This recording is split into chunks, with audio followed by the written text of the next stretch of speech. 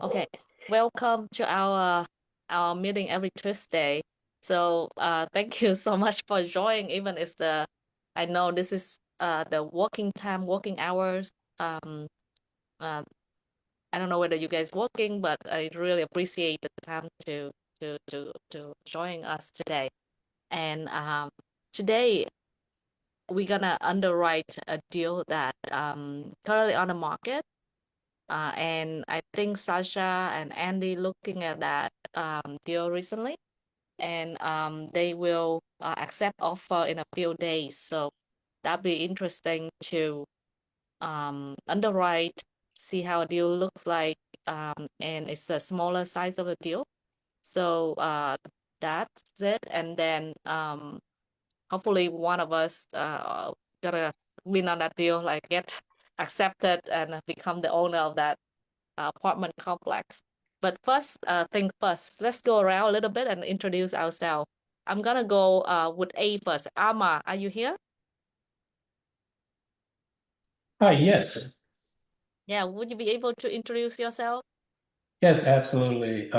So I'm Amar. I'm from Colorado, and I am just getting into real estate investment. So I'm just trying to find different meetup groups to Mhm. join and just learn from the experts. So I'm just getting started, and it's nice to meet everybody. Awesome, Ama. Thank you. I'm gonna go with B next. Brandon.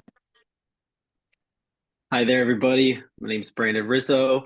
I currently live in Austin, Texas, and I am actually a real estate professional. I work for a national property manager called Evernest, and I'm here to network with other investors, but also educate myself for my own investment goals in the future. And happy to chat with anybody afterward about property management or if you're looking for that sort of thing. Oh, that's so cool. So Andy, I go back to A. Oh, you're on mute. Good morning, everyone. My name is Andy Tran. I'm from Austin, Texas. I'm into, I used to do residential, but now I'm interested in commercial. So I love to be here. Brandon, I also property manage my own stuff. So maybe sometime I can talk to you and see how you do things differently. So maybe we can connect. We're both in Austin. So um, welcome and thank you for the time. Okay. Thank you, Andy. Bob, you wanna go next? Yeah, I'm Bob Grunig. I am into single family and multifamily, and just here to learn and ultimately move toward being a GP. Perfect, amazing. Jay, would you like to introduce yourself real quick? Yeah, hi, Sophie. My name's Jay Roman. I'm from the St. Louis, Missouri area. I'm a private a money broker. I find lending for fix and flips, fix and keeps, and refi and reboots. I also find money for commercial and multi-families. Matter of fact, anything in the real estate realm, I can help you find money for it. So give me a call and let these Roman fingers roam around and find the money for you. Amazing. Yeah, Sasha, you wanna go? Um, Sasha, I'm in Dallas, well, Plano actually. Used to live in Austin, used to live in New York. Own 10 single family homes with Sophie in around the Austin area, and so that's our residential portfolio. We're moving into commercial. Have been moving for the past couple of years, and as LPs, our goal is to become GPs this year. So I'm underwriting deals, and I'm also interested in property management. So Brandon would also love to chat with you and Andy. I think that goal is shared by many here that the GP desire to become GP. So Bob, tracking you want the same thing, and uh, Roman, Jay Roman, I love your pun. I think it's still funny the second time around. So don't stop, keep going. Okay. So yeah, thank you so much, everyone. And this is the Zoom meeting every week. I would like to do this just because to keep myself accountable. And my goal last year, 2023, I set a goal together with Sasha to own apartment complex. So this is the code to keep me accountable, but also hope to keep everyone accountable to buy apartment complex as LP, as GP, as long as you stay invested. I think we're gonna get good return when we stay good, we stay plugged in and we stay invested. So another quick question. So a lot of people tell me that, hey, your meeting is great, but I want to attend it. Can you do it after work, like 6, 7? Uh, so for every one of you here, I know you can attend at this time, but would 6, 7 would be better for you also? Yes, I can do anytime. Yeah. Yeah. Oh, okay. Alma have a thumbs up. Yeah. So that's my feedback because it's like, oh, you do it in the middle of the day. We have so many meetings. And okay, I'll look into that and reschedule and try to keep everyone in the loop. Awesome. Should we go into looking at this deal, Sasha? Are you available?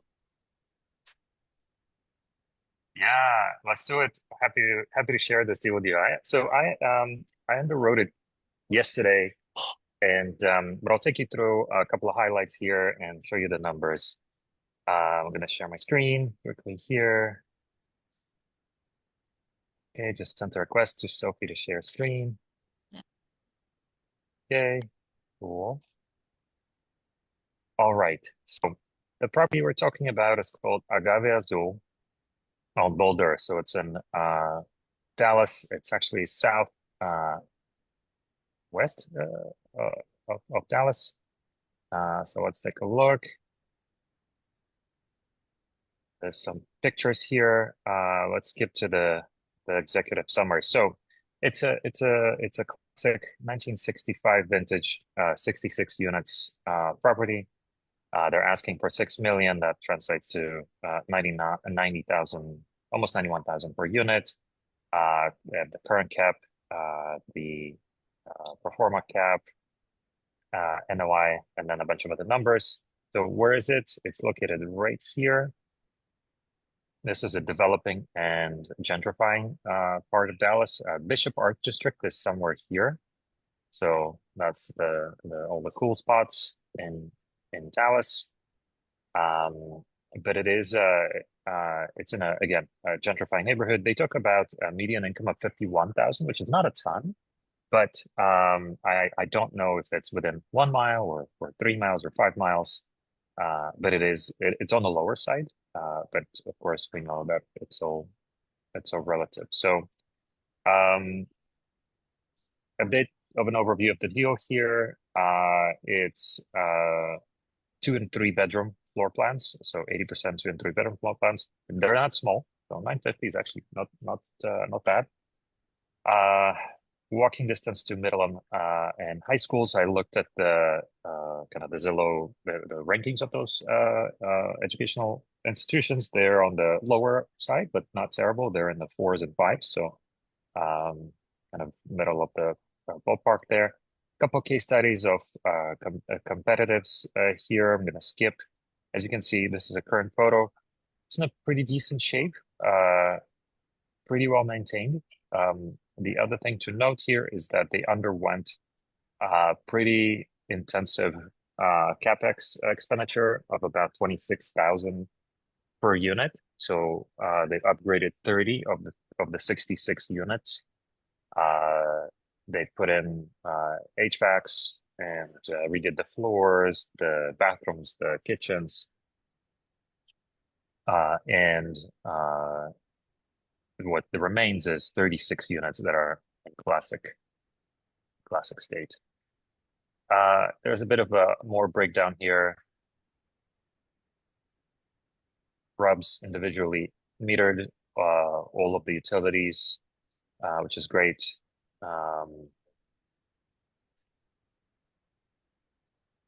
unit mix. So as we said, there's 10 threes, 10 threes, 2 twos, and there's only 14 1-1s. Okay. It's currently professionally managed by Astra Residential, one manager, one maintenance, so 2 folks. Yeah, so this is southwest, so southwest of Bishop Art District, which is a gentrified part already. So this area is getting better and better. Some amenities here, they're pretty basic. So, you know, this isn't a luxury building by any means. Pretty basic stuff, but they're clean, in decent shape. This is a renovated unit. So they put hood vents, stainless steel, or stainless steel? No, not stainless steel. What is it called? Not black, but the gray fridges and appliances and countertops. Okay, there's a bit of a overview of South Dallas floor plans. Pretty normal stuff. And so this was the upgrade program. So as I said, so interesting. In one place in this doc, they talk about $26,000 that they spend per unit. Here they're talking about $10,000. But there are 36 classic units and 30 renovated units. And you can see it right here. They talk about the upside potential of these units. We'll cover this in the detailed analysis that I did. So this is a classic unit, pretty classic. You can see there's tons of opportunities here, from bathrooms, floors, appliances, the kitchen. You know, the good news I'd say is that the kitchen is pretty small. So I don't think it's going to be expensive to rehab this kitchen. Probably replace the fronts, put a backsplash, just bring it up into the condition of the renovated unit, which is, this is what it looks like. They kept carpets. There is a laundromat on premise. It's wholly owned by the building. It's not managed, maintained by a separate company. Well, maybe it is maintained by a separate company, but it is it's not rented. It belongs to the property. You can see the ACs here in the windows. So those are the classic units. That's what that means. Doesn't have flat roofs, which is also a good thing. Okay, so here's the Sasha, financial. Yeah, I have a question. So do they still have the window units now? Because they I do. saw they replaced HVAC 55 in 2022. Yeah, so those are the remaining units without the HVACs. Oh, so like there's like 11 of them without the HVAC? That's right. Yeah. Yep. Right. So here's a financial analysis, breakdown of the unit mix and all of that good stuff. So when I looked at this, and then I looked at the rent roll. So I looked at both of these when I was doing the underwriting. What you don't see here is the occupancy, which is super helpful to see side by side when looking at this slide, and it tells a more interesting picture. But it's a nice overview of the current monthly and performer rents as well. So the P's here are the renovated units.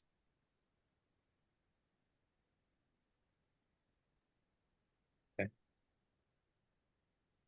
So have a here's question. a Oh, go. Mhm. Can you go up?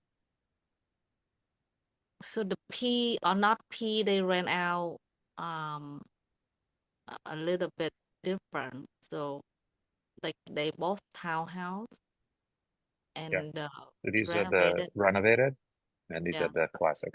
Mhm. the renovated bring in like 125 more, I would say. Yeah. About that. Yeah. But it's interesting in the pro forma, they're the Okay. same. I guess what they're basically saying is that once you renovate all of them, that's the price. Yeah, so that organic rent is the one that they try to look at pro forma for the renovated already, and the one that not renovated, they suppose they make us renovate it, and then yeah, Yeah, and then they average it because 1525 is lower than yeah, this one. the average of the rent. Yeah. Okay. But so it's interesting what they did here. I did a slightly different calculation in my pro forma, which we're going to look at in a sec. But yeah, this is one way to do it for sure. Are these numbers gross or net? Probably gross. That's literally just the income that's coming in. Yeah, that doesn't have any expense. Because I see RUBS in the, I think that's separate. Separate. They bill the tenant separately for electric and gas and pet fee, of course. Yeah, correct. And other The other things. thing, speaking of RUBS, they where I saw somewhere that they're currently billing back 65% of of um of the rent. So search for some reason. But anyway, that they're billing 65%, which the pro forma here includes 75% of bill back. So let's get there for a second. So anyway, we'll come back to RUBS. Capital expenditure since 2018. So there's a lot in here. So they spent a bunch on HVACs, exterior, electric, interior. That's a lot. Interior. But that's the number.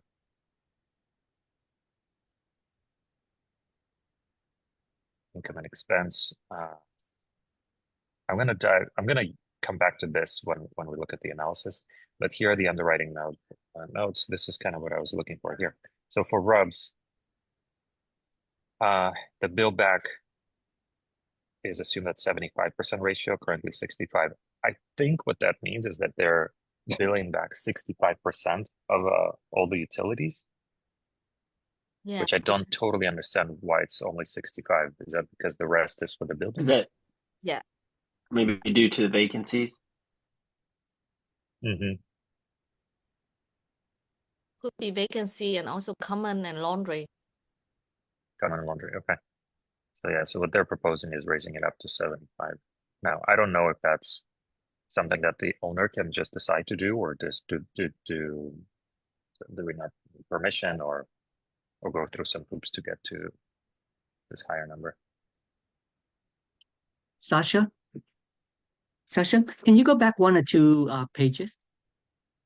Just scroll back up on two pages at the capex. So if you look at the stop, yeah. If you see the capex that they spent the last few years since they got it in 2018, it's 1.7 mil, and they're trying to sell at 6. So you know that that they burned 1.7 and now it's at 6. That means minimal.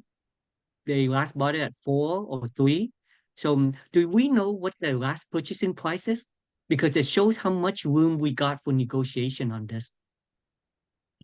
How do we normally find the previous purchasing price? Funny enough, so there's a 2022 listing financials, which I did not look at, but it is here. So here's CoStar from August 2022, an old CoStar. So did they buy it in 22 or 18? The current owner. I don't know, to be honest with you. It could be an old listing, right? This is just an old listing. And perhaps we didn't move forward with the sale, right? It doesn't mean that it was actually bought in or sold in 22. But the OM talks about 18.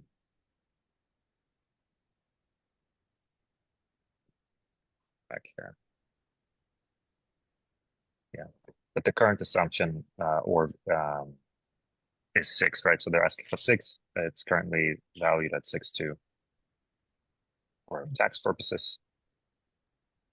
But anyway, so what we have a term sheet as well, which is great. These trade outs. Also, somewhere here I read that the current property, so there's no loan on it. Somewhere I saw here that it's free and clear. No, I don't free and clear of debt means that know that. they will not let us assume Finance. Yeah. Correct. Yeah. Okay. Yeah. that they do have a loan that A loan. they pay off when they sell this.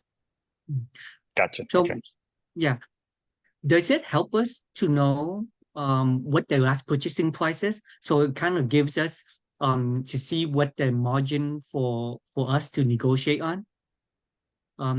But I don't have We have CoStar, this. so Yeah. We have this number here. that's the loan. Okay, so that, oh wow, if the loan's 4.7 and they also CapEx expense another 1.7, so that's 6.4. So They could they finance the capex too. uh okay, Yeah. that's true. So I So think sorry. what it tells me, they definitely are not going to accept an offer less than this number. Less than 6. Oh yeah, less than the Less loan than amount. 4. Yeah. Yeah, less than 4.8. Yeah. Yeah. But actually, this property makes sense at a higher number, which Wait, we're going to take a look at. wait. If they have a loan amount and it's interest at 5.5, but it's not truly free and clear. They just don't want to let us assume the loan. This loan might be a bridge loan that's gonna expire soon that they need to refinance or they need Oh, to get out. oh, that's true. Okay. Yeah. Mm. Cool. Okay. All right. So that was the OM. We'll come back here, but I just want to take a look at the numbers here. So before I go into the analyzer, let's take a quick look at the rent roll for a sec here, and then the T12. Sorry. It's the rent roll. Rent roll. So okay. So I'm going to skip the numbers for the individual units. So let's go to the part that I thought was really interesting. So unit occupancy. So let's look at this for a sec here. Anything that stands out to anyone here?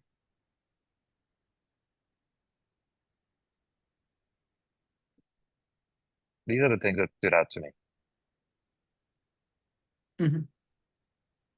What is right? it? Occupancy is So 100%. Mm. so we're talking about 100% occupancy for both the unrenovated units, so A1, the unrenovated unit B2, renovated unit B2, renovated townhouses, unrenovated C1s and renovated C1s. So basically, 1, 2, 3, 4, 5, 6 out of 8 types of units are at 100% capacity, which is amazing. And what that means is that those rents can certainly go up. What I did for each one of these, I took the actual rent, divided it by the number of units, and used those numbers for my baseline, not the numbers that came from the OM.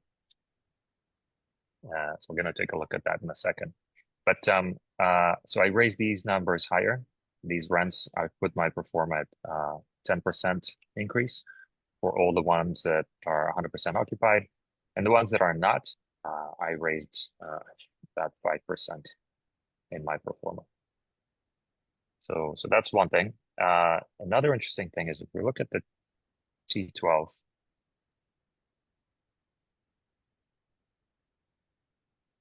here, make this a little bit bigger. Notice a couple of things here. So these are the typical sections, right? So rental income, other income, and there's a bunch of things here that are just screaming opportunity when we're looking at other income. Repairs and maintenance is also typical. Okay, contract services, utilities, advertising and promotion. So look at the advertising and promotion. So this is what they're spending on marketing. It's this whole section. They're spending absolutely nothing on advertising, $744 in 1 year on marketing. So that's an opportunity right there. Insurance and taxes, payroll. Do you Okay, know so do you know much about the history or the context of the property? Because that's well, interesting. They're not spending any marketing. They have all these vacant units that are renovated. So that kind of, to me, indicates that they inherited a large number of legacy tenants before letting those units go vacant and renovating them. Is that right? potentially, but they were able to renovate a bunch of units and put tenants in them. Also, I think a lot of And people rely on the property management to market the property instead of spending their own money to market it. correct. There's also word of mouth. So that's a good thing when you have people bringing people as well. So, but in any case, to me, I thought this is an opportunity, if anything, to raise rents and be stronger on marketing as well. Okay, so let's look at the numbers that I put together. So let's look at the unit mix. This is all everything I took from the rent roll. So these are the renovated units with the P, unrenovated units without the P. As I said, I raised the rent for the 100% occupancy items. I raised it at about 10%. And the ones that are not 100%, they are raised about 5% and 3% right here. The other interesting thing here is that if we look at the 5-year analysis of the deal, when you compare the T12 to the T3 in net rental income, there's a huge increase here, right? We went from 20% financial vacancy to 10% real and financial vacancy, right? Which coincides with the number of vacant units, actually. So it seems like everybody's paying rent. And what I also did here is that for other income, this is the current, so trailing other income, 12 months. I saw opportunity to increase that. So I drove it up to 170 by about 10,000 for the first year. I also assumed 2% rent increase, other income 3% increase, expenses increasing at 2%. Assumed we can drive down vacancy to about 8%. We could even do better, but I think 8% felt pretty reasonable to me. Is The it is the co-star in the area say that the economic vacancy is 8%? No, that's just that was my own assumption based on the current vacancy of the units. Yeah, but there's a data, the co-star showing other property in the area. What is the occupancy rate usually in this area? Don't have a co-star, but if we look at the OM and then look at the competitive, the case studies that they have. Let's see if they talk about vacancy here. They don't really talk about vacancy.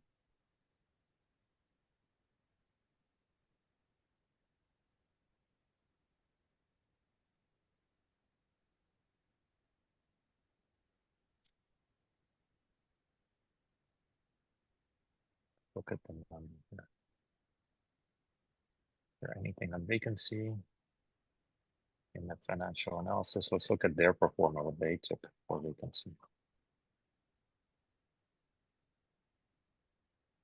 Okay, current.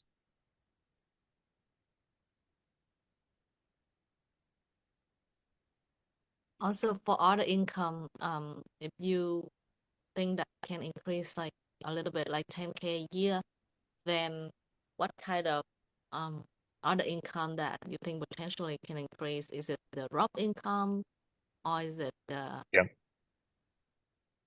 Yeah, it's Rub's income, and I was thinking about covered parking as an option. There is no covered parking here at all.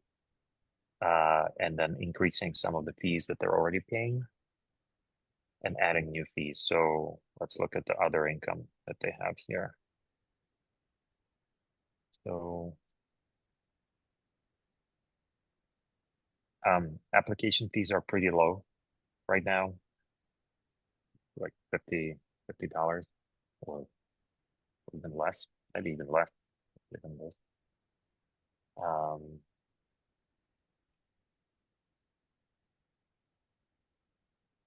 They have a month to month already.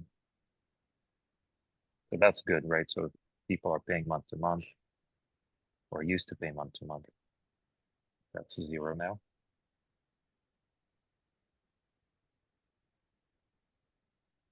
There's reserved parking. Pet fees look pretty low. I mean, feels like there's only one pet fee paid uh, in do they 1 have month. valet trash? Valet trash. Valet Let's trash. see. No. Trash free bill. There's this. Wash out.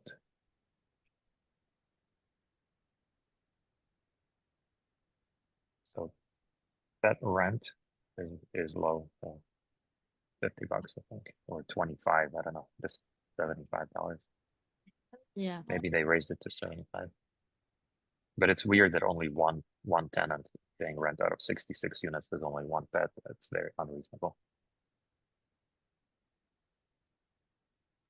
Pretty sure there's more pets Sasha, here. can you take a look at the laundry? See what kind of income they're making on that one? The laundry income. Yeah, See, yeah, it's kind of odd. It's like on the second month it's 1,500, then 2,000, and the rest are small numbers or some big numbers. Numbers fluctuate. yeah. I agree. That's a little strange. Well, I think they should collect the money in the machine or something. Yeah, Depend on, yeah, it could. whether they You're collect it right. or not. Yeah, but it is weird that they collected $2 and $38. Maybe they just collected this at the beginning of the month, and then this they collected at the end of the month. Could be something like that. Yeah, but it's in a true business, it's never it's never the same. It's gonna be like that um when you do bookkeeping. So why don't Okay, we jump into cool. Okay, so analysis. So you saw kind of some opportunities here, right? And to increase some of the current uh, fees and add new fees. So this was my analysis again, based on what I saw. I thought this was amazing, right? So there's a 100K difference between trailing and 12 and 3. I put in the 8 reversion cap rate, 831 from the pro forma. Let's look at the expenses. We didn't look at that. So this is the tax rate. The pro forma is based on this tax rate and 100% of the purchase price. Okay, so contract services, you'll see those numbers. I increased them, but kept largely the same. Utilities, I kept the same, even though if we increase the rubs, then perhaps this number could go down. But anyway, um, they I think they include make ready in the repairs. That's included in here. Payroll, I actually took down because it seemed weird to me that we're paying $108,000 for in current payroll. So I took that a little lower, well, I but think we can bring it up. I think payroll just go up, it can go down. Well, so Sasha, is this the same one that you and I did together, or is this another one? Do you remember? It's Like another this one. It's underwriter. another one. This is another one. That's Okay, yeah, because the business other system. one, the owner was paying himself as a Yeah. yeah. Okay, so this is another one. So they on this one, if it's 100K, they have two employee, right? One supervising, one maintenance or something. Okay, there it is. Yeah. So I thought this was So interesting. So that's business two people manager right there. payroll Yeah, and a manager. Yeah. So maintenance. one of them is, I mean, it's strange to me here. I mean, that's it's fluctuating. This, I feel like this probably should be constant if they're getting paid the same number of money, like the paycheck should be the same. So the business manager is 31,000 and the maintenance is 37,000. So, if we're also paying the property management company, You know, so that's the thing right there. They take both of they didn't hire a third party property manager. They kind of like the owner payroll himself. That's why there's workers' compensation payment and then tax. So he took on those two employee as his part of his own company. So that's why there's payroll and payroll tax, like payroll tax on line 129. So normally, if we hire a PM, we pay them 5% and then they handle this. We shouldn't be paying for all of this. right? So So yeah, if we hire a PM and we give him 5% of our gross income, then this falls off, right? We're treating like these are our employee. And we still pay payroll even we hire yeah, PM. Or like if we hire a PM, so they would Yeah. be a W-2 and not a so. But if that's the case, they're not getting like a 5% off of a GI, right? If we did it that way, if they are on our payroll, there's no way we're paying 5% of our income to No, them. it's not usually 5%, it's 3 to 4% Okay. for the property yeah. management. So let's come back to that because this I thought was interesting. So okay, general admin increases a little bit. All of these increase a little bit. So repairs, maintenance, I put 5K more. Utilities, I kept largely the same. This went up a little bit. Marketing, I bumped it up to 5K a year from $744. Insurance bumped it up a little bit. Property taxes are calculated. And then property management fee, you'll see here, that's what they're currently paying, is pretty low. So I bumped it up to 3%. It can even go 35.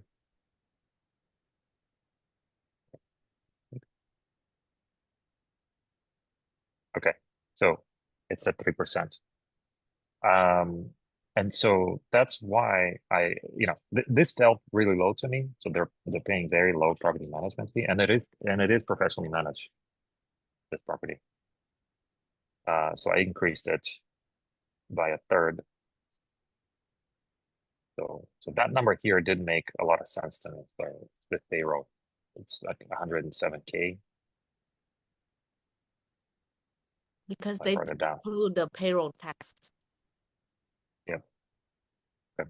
So do we feel like we should keep it at 107 or even make it Yeah, I 110? think so.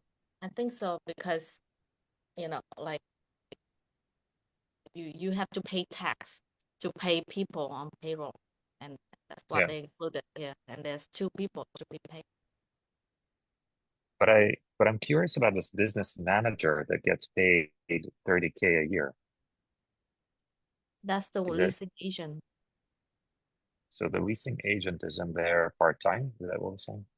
It's full time. It's full time. Full-time they get paid 30K. So this is a 60 unit, and at a 60 unit, we're already hiring on-site manager. 66. Yeah. Yeah, I see. Yeah, and I don't think they are full time there. Maybe they Right. at two They're not. properties, so they sharing the payroll with another property that this property management company manage. So sometimes it's like that. Sometimes if two property next to each other, they share one leasing agent or something moving between the two locations. Yeah. So what I found here is that they're closed on Sundays. It doesn't work right now, but anyway, they're closed on Sundays, so I think it is part-time. It can't be a full-time seller if 30K. Anyway, okay, so we bumped up Well, but you know what? this to They 110. but those two employees, even though they're part time, but we're paying them like full time. Because our payroll is almost 100 grand. We're paying them 50 grand each. We're paying them almost like a full time. Not including tax. So without tax, you pay them probably 80K. Yeah, but if you're Yeah, paying their tax, then they're full time employee. We don't pay tax on part time employee, right? I mean, part time employee, we hire them as a 1099. But as a if we're paying payroll and workers Oh, comp, that's a full time then they're not employee. employees then, because if they're 1099s, they're treated differently. The whole tax situation is treated differently. So I wouldn't Yeah. call it. I just watch the term calling employee versus a contractor. Yeah. Yeah, but the way how it looks like on this paperwork, they are our employee because it's payroll. The way how this P&L is showing seems like they are on our payroll, but we're treating them like employee. That's why we're doing payroll and we're paying payroll tax and we're doing workers' comp and even some health health benefit, right? benefits. Yeah, so they are our actual employee. They're not third party hired. They're not 1099 contractors. No, they're And not. strange, yeah. They're not.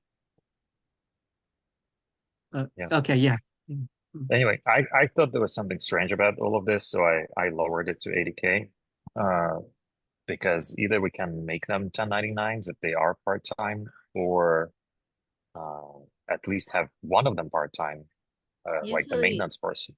if this is managed by a professional management company, they are the one who will hire the people for you. But you have to share the payroll for them. You have to pay for them. The one that own your property, you have to pay or share with another property. So you can pay half of the payroll, half of the payroll tax, half of the benefit, things like that. But that's all arranged with the property management company. Mhm. If that is the Okay. case, then on this property, payroll should, if they're sharing, then we should only account for half of the pricing. Like kind of like if it's 110, if it's sharing, then we should only say, hey, you're only doing half of the work here. Our cost shouldn't be 110, it should be like 55. Um, would that make any sense? Yeah, we don't know what's the situation here. So, what I think they also try to lower whatever expense that they have. So Mhm. if they have that on already, there's lower chance that we can even lower, um, especially when it comes to people, because at the beginning of any business, you need people and you need people working hard for you to change Mm. things around. Yeah. Well, Like, when it comes to tax, business people try to inflate the expense and the cost. So tax wise, it's more deductible. But then that hurts them when they take that same P&L and hand it to us, and we look at it and we're like, whoa, the expense is high. But they're they're trying to inflate as much expense possible for lower taxes. Mm. Yeah. And we're also paying commission here What is that? for people placing, Probably referral fees for for Oh, fees. Yeah. lease placement. Mhm. mm, Yeah.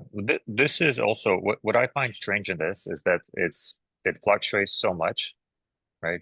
And is like this month to this month is the differences of, $20. Is it because just less hours worked, more hours worked here, and I less think hours worked here?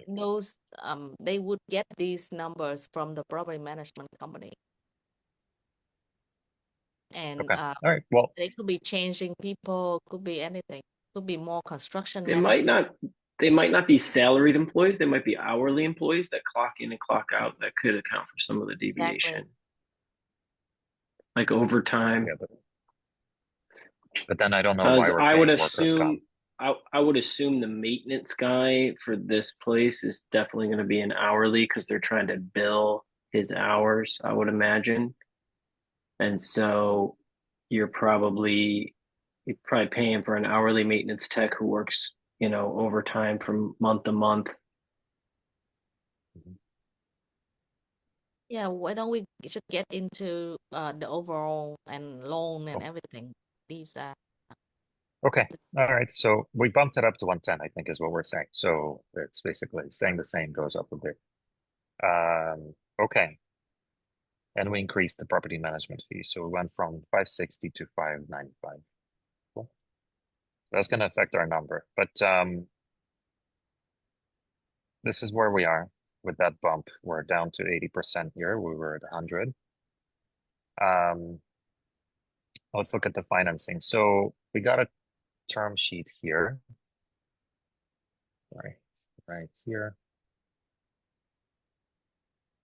And so the loan I went with was option 3, I believe, because it's a 7 years loan. The other ones are 5 and 10.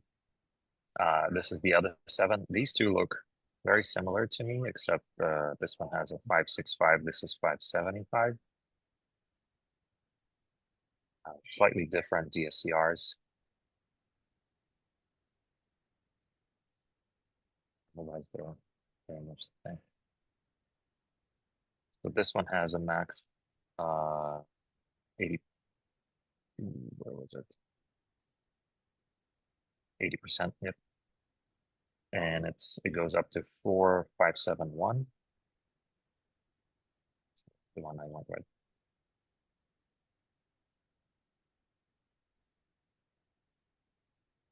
Year interest only, 30 years. Interest rate is this. Oh, the other thing I did here is if I put 360K, and that's 36 units times 10K that they spend per unit to renovate. 36,000 units.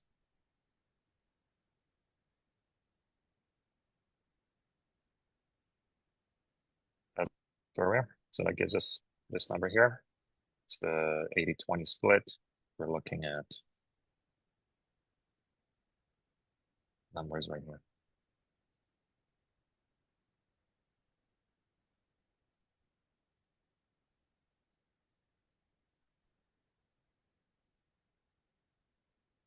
Questions, thoughts?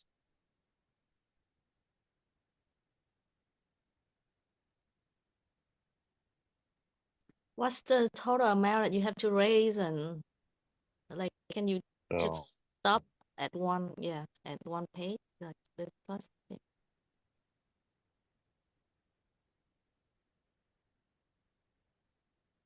if we offer 5.5 all in, we're looking at 5,860. This is the down payment. Yeah, the total raise would be like 2.2 2. million, a little more than 2 million.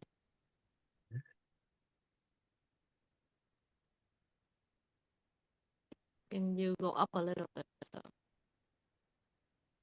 yeah, so the loan balance, it's just 2 years interest only for the loan data. Yep. Would And you then like to see the term sheet? yeah, so if this is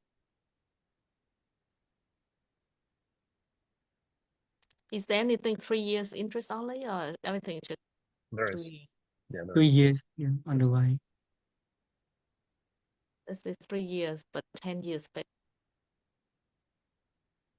We can go with this one. So it's a 10-year loan, 3 years.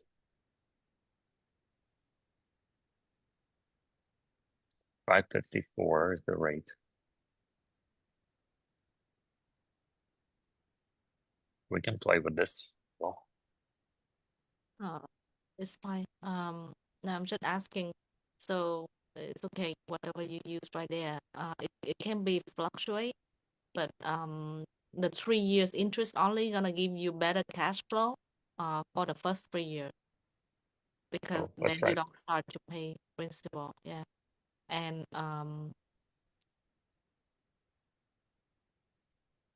the rent could So get let's put, better because I think you do um, the increase year over year 2%. yeah, in the model, yeah, it's 2% increase for rent. Yeah, after the hit the pro forma, right? Correct. After the first increase of 10% and Yeah. 7 and all of these, it's annual 2% increase. Yeah. We can put it at 3 as well. Yeah, I think the rent could be better. The expense like that is kind of realistic.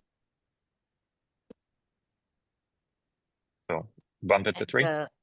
And what is the cap rate at purchase price right now? 7%? 7%. No, Yeah, it's I think OM was saying six something 6. Yeah, 6 something. 7% Yeah. right now or Where do you see 7%. 7? Oh, here. on this column right here in the Yeah, trailing twelve. calculated. So Or 7%. Yeah, 7%. And then you calculate the reversion cap value cap rate. What is it based on? it's based on pro forma. I did calculate it. They did it. They They put did the it. They provided this. 8.3%. Yeah, it's in the OM. The OM says 831. Oh, okay. Wait, Sasha, can you hold this screen for a second? Let me try to take out some other important numbers. So gross potential rent is 1 million, but vacancy is 200K. So they only net income 800. That's a year. And then the expense is 560. So NOI is, see, 85, 383 NOI, a cap of 7. Okay, got it. NOI, 380. I'm trying to see how this is calculated. 7% property data, E19. It's coming from net operating income divided by So, property data. so the actual economic vacancy now is 20%. Yeah, That's what this calculation is. Yeah. Yeah, but I don't know But why it feels too high. their T12, is it economic vacancies 20% right now?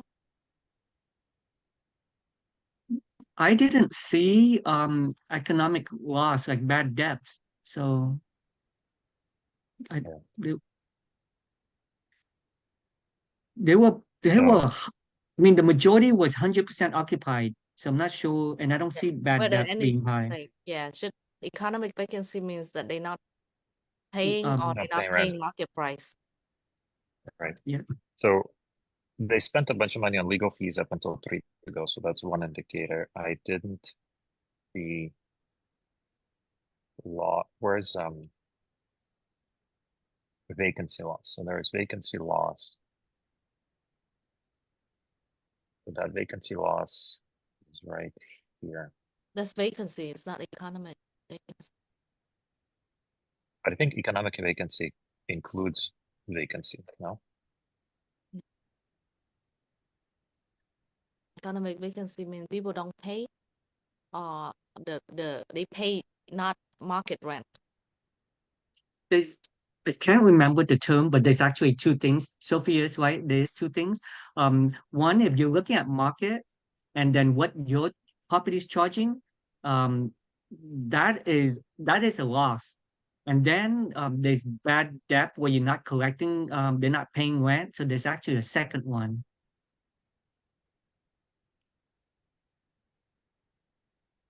Yeah, so it could be 100% occupancy rate, but the economic vacancy is 20% means that everyone staying there should 80% of them paying,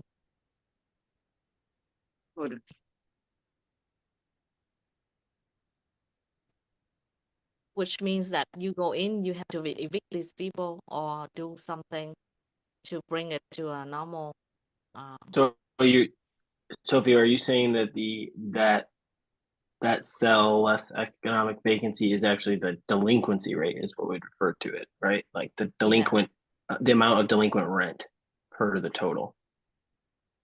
So yeah, so I'm Okay. curious whether that's the one. Okay, so the web says economic vacancy is where you have a property unrented, so you lost that money. So a property that you couldn't get rent sitting out there, so that's economic loss, which is different from the other vacancy, which is tenant not paying rent. I think that's called bad debt. Um, no. that would So be delinquency. okay, that's delinquency. Okay. Okay. But economic vacancy is an apartment sitting there not being rent. If it's not rented for 6 months, you lost that money. But that's high. I don't know why. How did the think spreadsheet says it's 20% that we have that much? so. Let me try something. Let me try something. I think it's related to these numbers here. So just as an experiment to see if that affects it. Okay, so I think what's happening here is because this is the current rent, right? So we got six. Okay. I think I know what's going on. So these numbers here represent some average, right? So we have 4 units, and the 4 units for the renovated 3.2s, some of them are 1582, some are not. So let's look at that.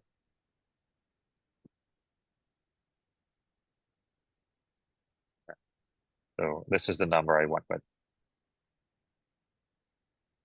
Right. Okay. So if I look, I can also look at their numbers here. So let's look at the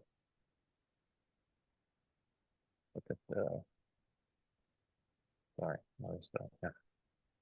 So this is the I think that's the reason. So if I went with 1575, right, the lower number, right? I went with the average basically of these two boundaries. But if I went with 1575,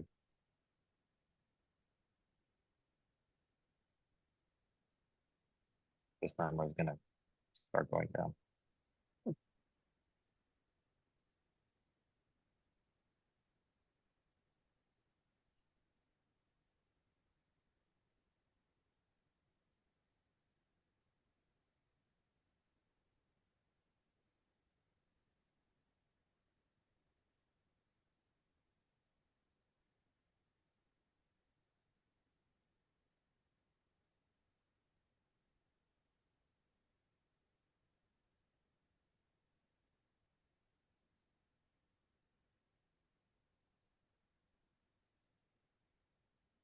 Let's look at it now. Yeah, it's a little bit lower, but that still doesn't explain.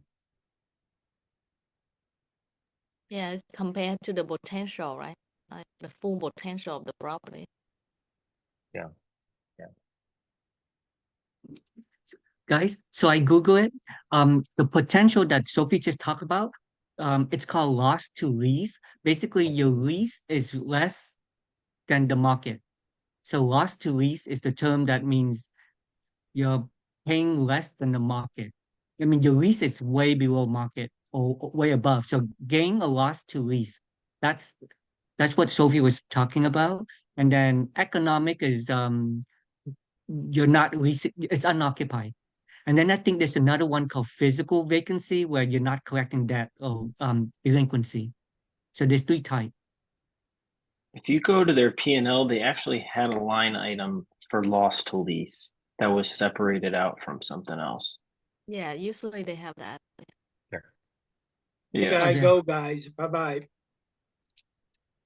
All right, Bye, Bob. I think that was Bob. Who was it? Jay, Sorry, it's Jay. 11 already, Bye, so Jay. people have to go. Yep. Mhm.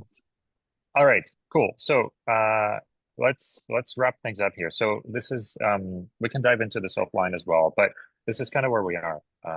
It feels like a certain number here it might make sense. So whether it's 5.5 or 5.3, but there is a number that this works at, and it's not that far from what they're asking.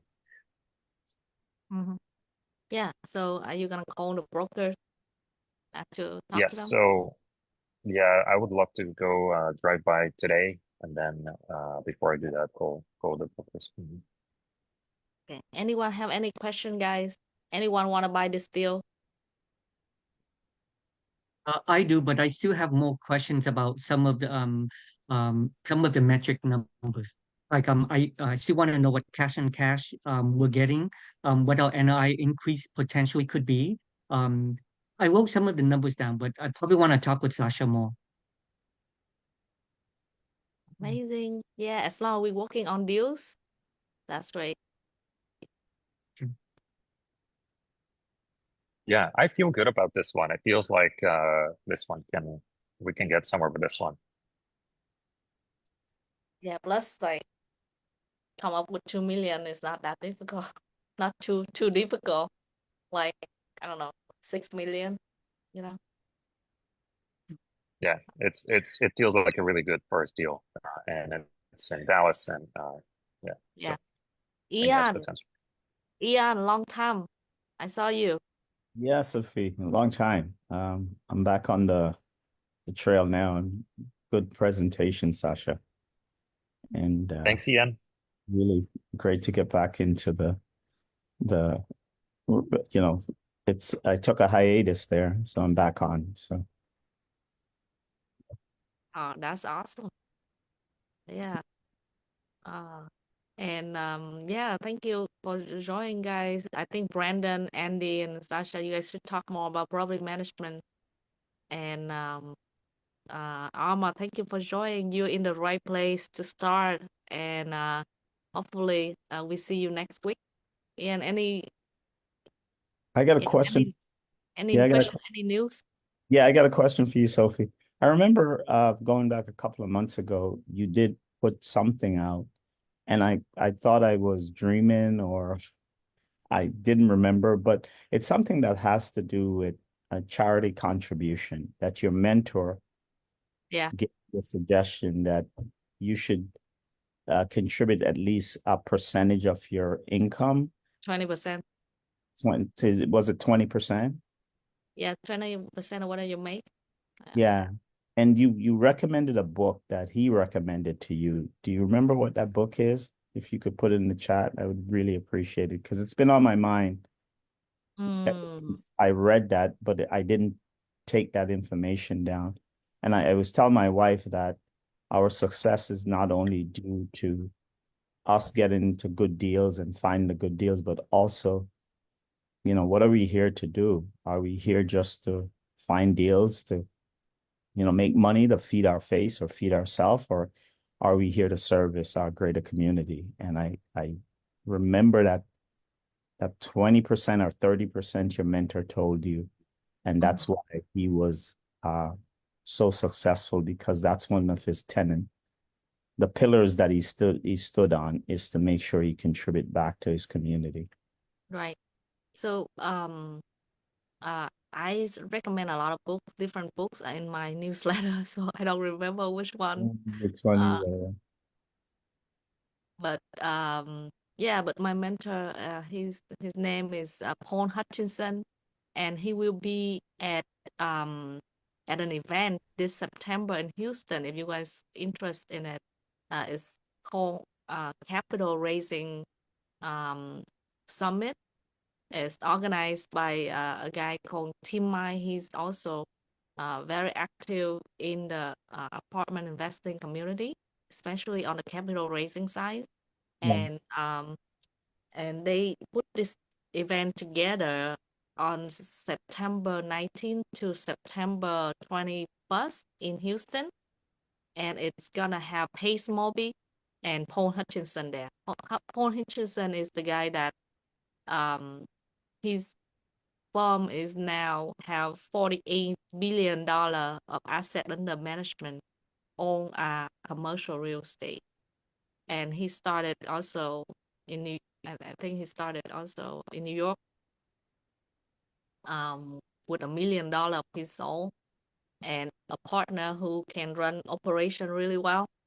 And they start with, lending money to businesses, be a harmony lender, and then they found a sweet spot of buying apartments, and they actually purchase a property management company and integrate into their company. So they keep growing that into now a full-fledged.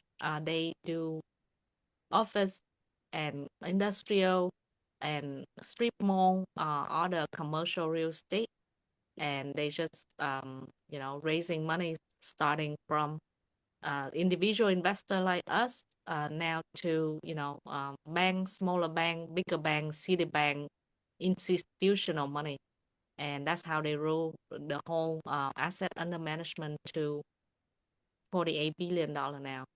But my mentor, he left that business when it was probably like 40 billion or something, Mm-hmm. and start to just focus all time his full time on charity. And his thing is to liberate humanity, which is save kids from sex trafficking.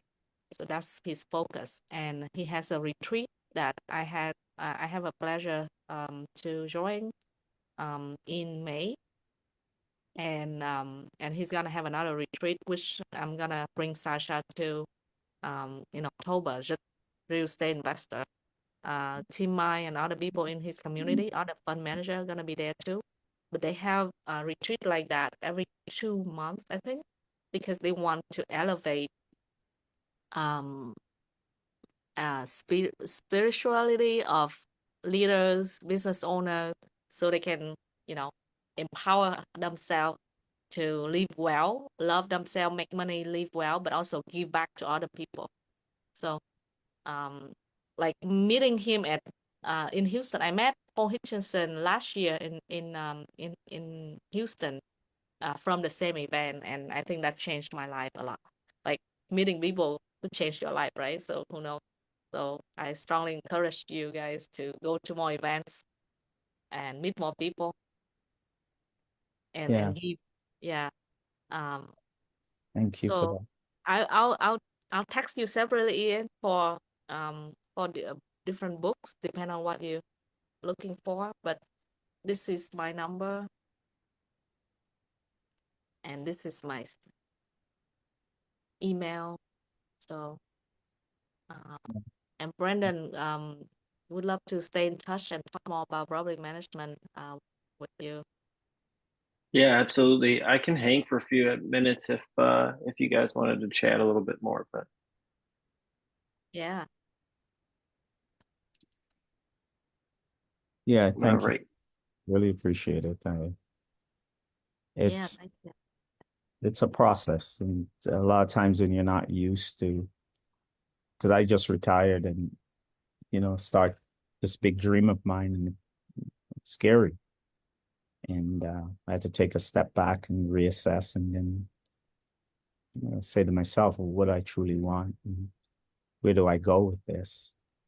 So it's just bigger than me, and trying to Yeah. The figure out soul, yeah, the soul searching part, I think is totally important part. Remember, Ian, one day you came to the Meetup and you're like, I don't want to take responsibility of other people's money, right? yeah, yeah, yeah, When people invest with me, I'm in charge of that. They might lose money, yeah, and I don't want to deal with that, right? So it's hard when you think that, okay, it's just for my own gain, my own wealth or my children's wealth, then it's kind of hard to take on big responsibility.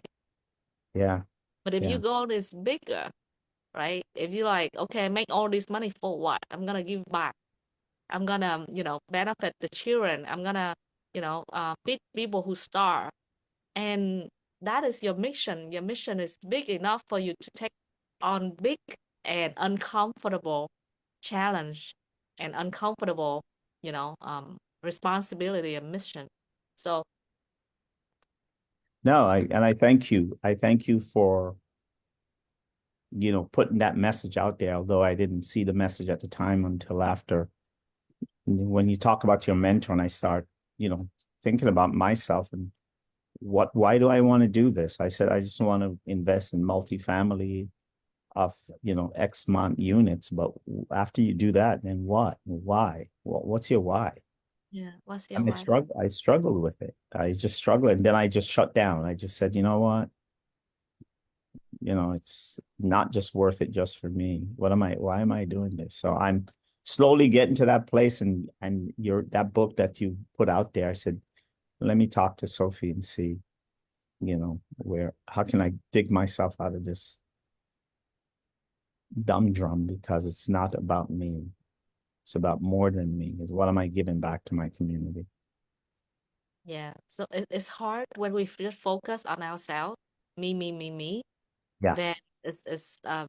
it's very low frequency of energy, and it's a very low place to be. But you focus on, you know, what to give, how about other people, then we be in a more grateful and loving space where it's abundance energy. So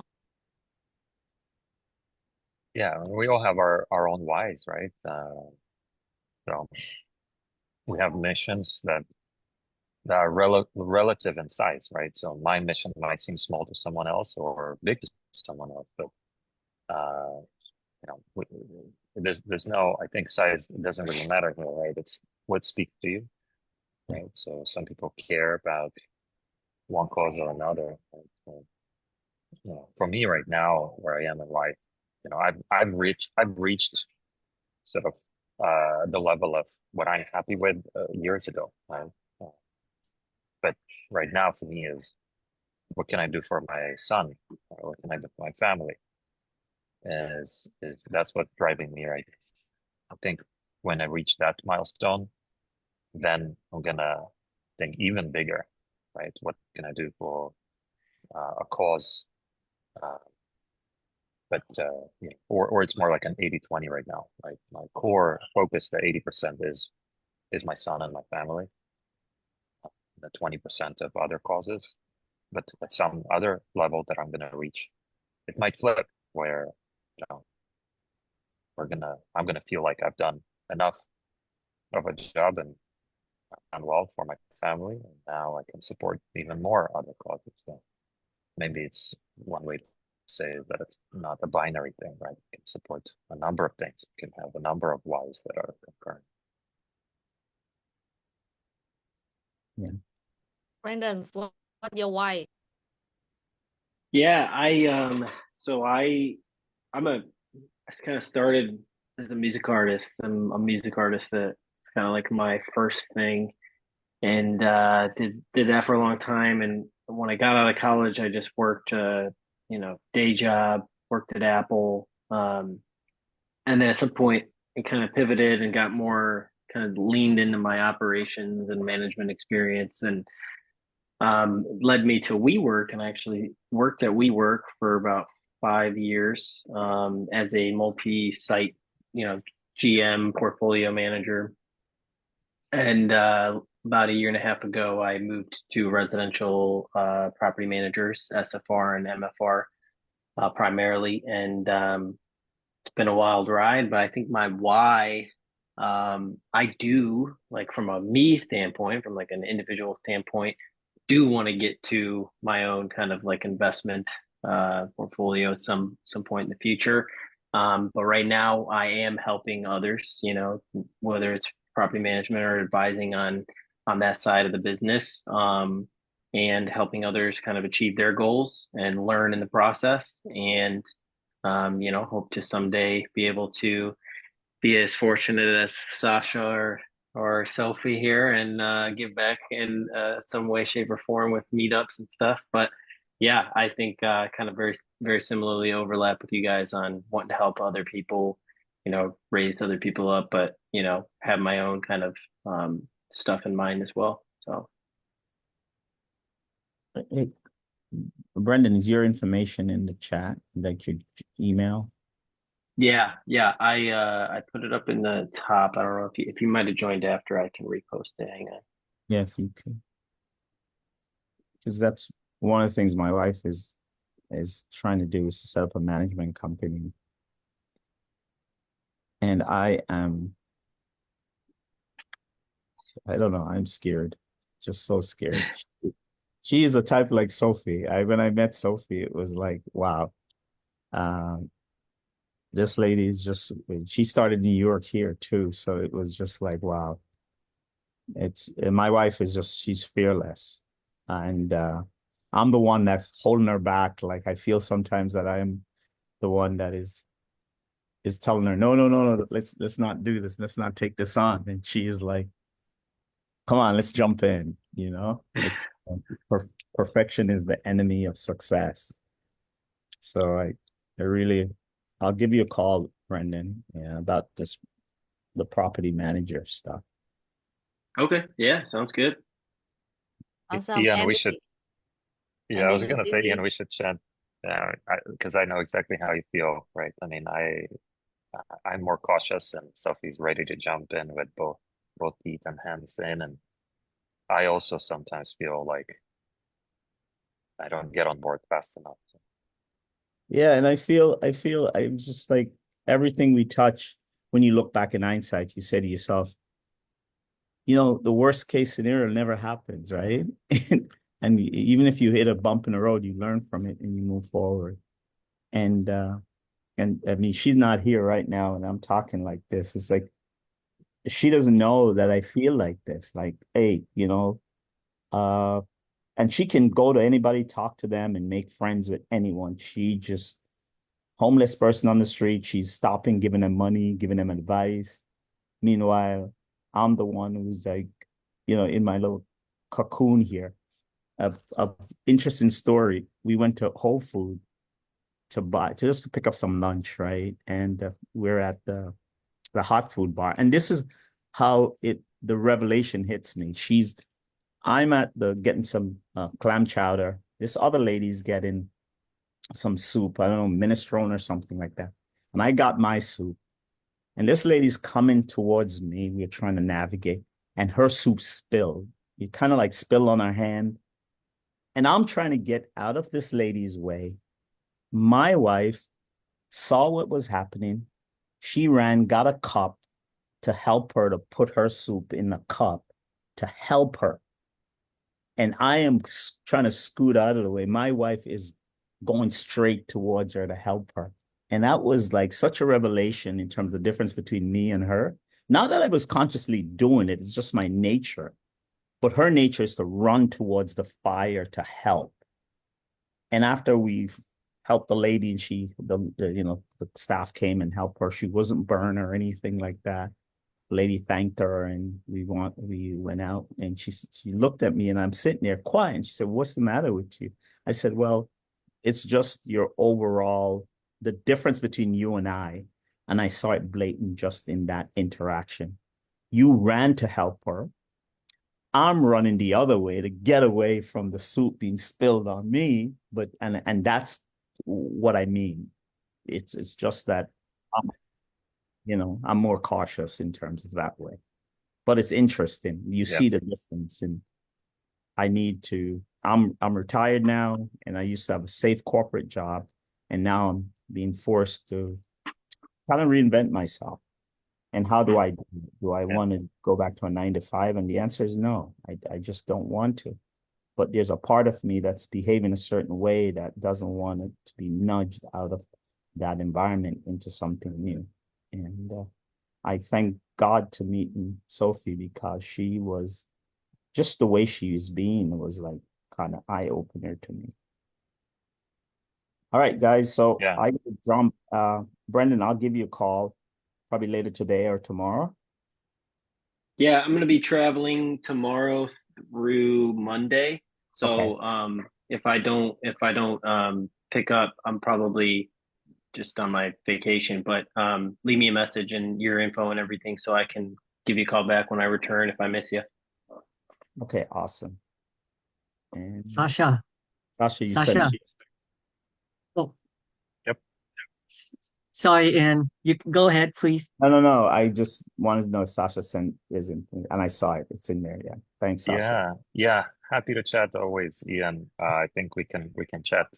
I know, or I think I understand what you're going through. I'm going through the same things. I haven't retired, but I've been laid off, so maybe there are some connections there. But Yeah, yeah, we can chat about this stuff. yeah, I was laid off, and I just choose the retirement route instead of going back into that. Back into that toxic environment. The money's good, don't get me wrong, but the what it was doing to my health was just not something that I think I could survive. So Totally. Yeah. Let's chat. I would love to keep chatting with you on this. Yeah. great, thanks, guys. Hey, Appreciate it. Sasha, Yep. Brad Sunrock is going to be here at the In Austin. Austin Tuesday right now in 30 minutes. You think it's worth the time to run there, or maybe skip it?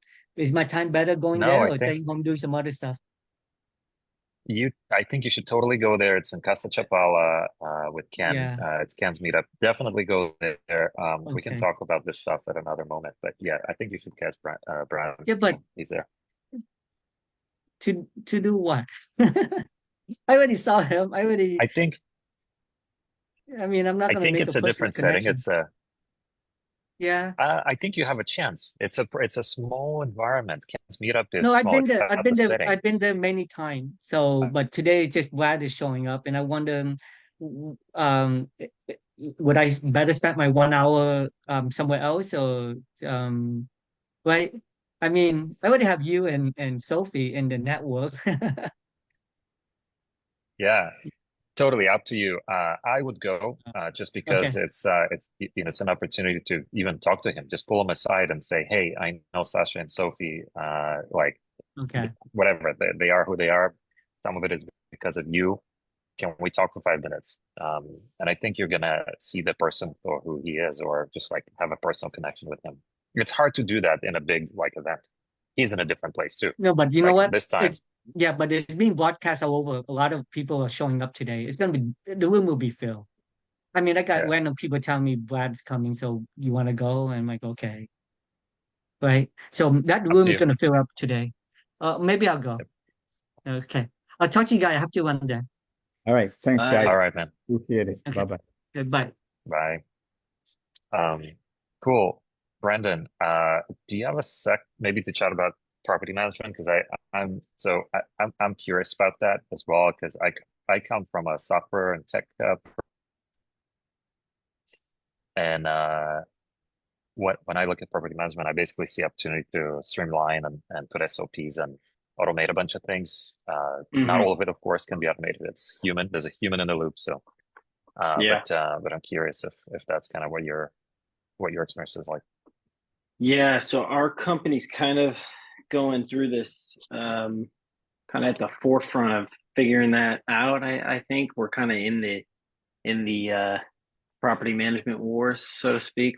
So I don't know if you've ever heard of our company, but we're one of the largest SFR managers that do our style of management nationally.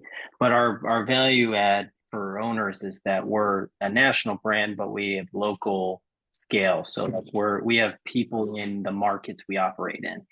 So we place a property manager, technician, an inspector in market so that they have, field hands on the properties, can go out, can do the inspections, can do all that. Internally, we're working on building a proprietary kind of like software to power our business so we can reduce our tech stack. And we've been doing that for like 2 years.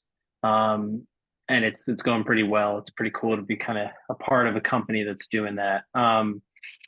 And so, yeah, I'm actually come from the operations world. Like I've been in operations management for a long time.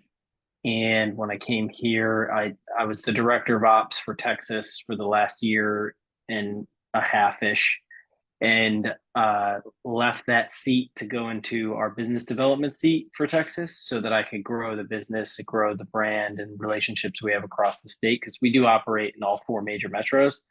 of about, somewhere around 500 doors under management, I would say.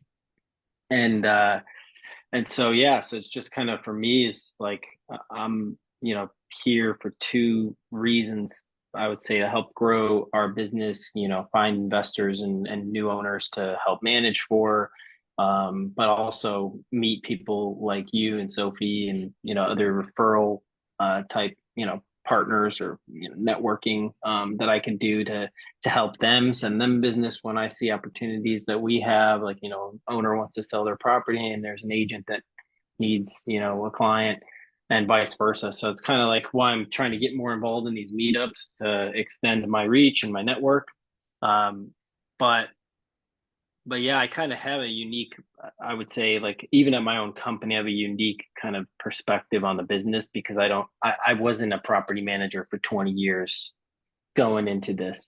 I came from like an artist background and a management background and retail and food, and I've done a bunch of different stuff. And so I think that was kind of refreshing for when my hiring manager brought me into the company, refreshing perspective. So but yeah, I mean, you said you come from the software background, so are you trying to build something to as like are you trying to build your own software right now?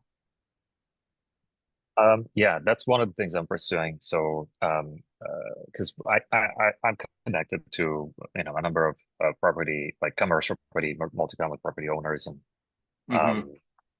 many of whom never have uh, uh, great things to say about their property management company. Yeah.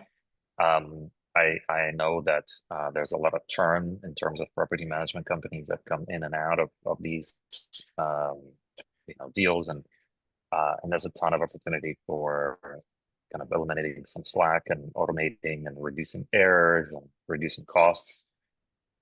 Whether people like it or not, that's where things are going. You could have gone here even before AI, but now with AI, it's sort of it's hard to justify a lot of the humans in the loop. So all the costs are going up, and it feels like looking at the P&Ls, it's definitely an opportunity. So that's kind of Yeah. what I'm gunning for.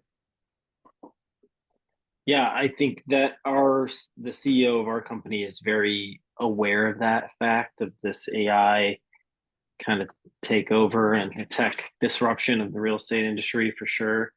And so he's doing everything he can to stay ahead of that curve and keep that at the forefront of the business. And we're incorporating it into our workflows and how we do stuff. With I don't think at the moment, like it's going to replace, what we do, because at the end of the day, it's a physical thing in the real world that needs people intervention. Um, and there's a Yep. component of the human to human factor, like an Yep. owner Yeah. wants to have some sort of relationship with the person that's managing their business, and not talking to a robot or an AI. Yeah.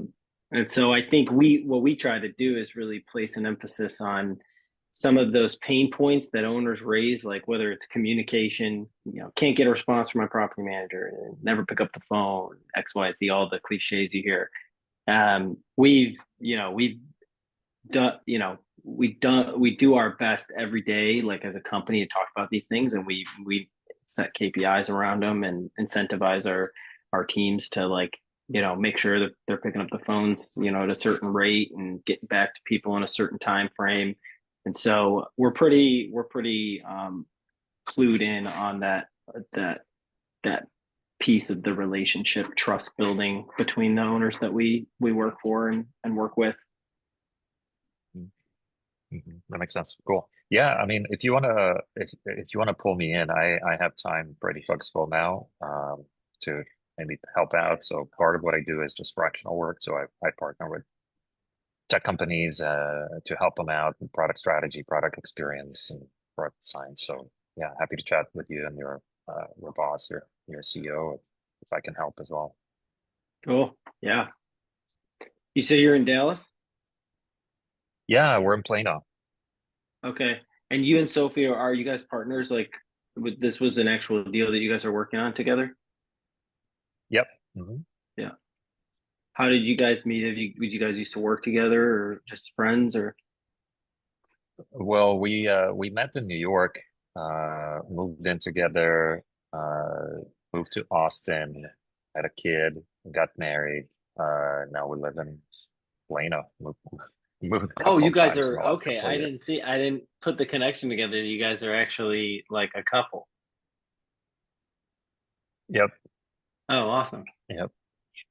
Yeah, exactly. So that's why I was telling Ian that, I totally understand what he's going through. He was talking about his wife, and you know, Yeah. he's right. I mean, Sophie is amazing, fearless, and some of the qualities that I'm cultivating, but it's hard to completely change your personality that, at the age of 40 plus. So Yeah. it's sort of a gradual kind of chiseling and molding. So Yeah. um, yeah, totally. Very But cool, yeah, man. anyway, yeah.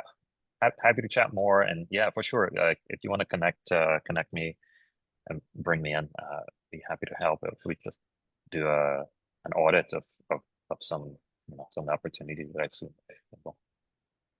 Cool. All right, man. Well, thanks for the presentation and everything. Had Yep, an absolutely. enjoyable experience learning from you guys. So I'll definitely try to Awesome. attend some of these in the future. Sounds great. Cool. Take care, Brandon. See you next All week. right, see you later.